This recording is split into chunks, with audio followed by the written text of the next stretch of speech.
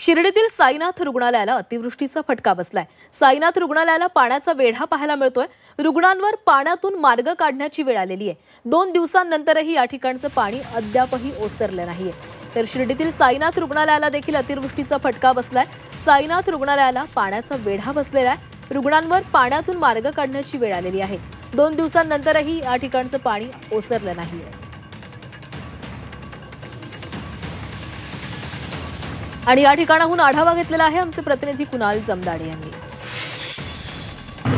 मागील 2 दिवसापूर्वी शिर्डीसह राहता श्रामपूर आणि कोपरगाव या तालुक्याला अवकाळी पावसाचा फटका बसला आणि या पावसामुळे शेतकऱ्यांच्या पिकांसह बाकी काही घरांमध्ये देखील पाणी घुसलं। शिर्डी शहरातील उपनगरातील जे कालिकानगर भाग आहे, श्रामनगर भाग आहे, या उपनगरामध्ये देखील पाणी घुसलं आणि त्याचबरोबर शिर्डीच्या साई संस्थानचं जे साईनाथ रुग्णालय आहे त्या रुग्णालयाच्या आजूबाजूला देखील पाणी साचल्यानं रुग्णांचे हाल होत आहे। हे साईनाथ रुग्णालय जे आहे ते साई संस्थानकडनं चालवण्यात येतं, मात्र या ठिकाणी मोफत उपचार देखील रुग्णांना दिले जातात। देशातील राज्यातील जे रुग्ण आहे, गोरगरीब रुग्ण आहे, ते या ठिकाणी उपचार घेण्यासाठी येत असतात। या ठिकाणी मात्र मागील 2 दिवसापासून पाणी साचल्यानं रुग्णसेवा जी आहे ती ठप्प झाली आहे। आपण आता आहोत साईनाथ रुग्णालयाच्या रुग्णाबाहेर। आपण या ठिकाणी बघू शकतो हे रुग्णालयाचं जे प्रवेशद्वाराकडे जाणारा हा रस्ता आहे आणि या ठिकाणी जवळपास गुडघ्या इतकं जे आहे ते पाणी या ठिकाणी साचल्याचं चित्र बघायला मिळत आहे। साईनाथ रुग्णालयामध्ये जाणारे वयस्कर रुग्ण असतील किंवा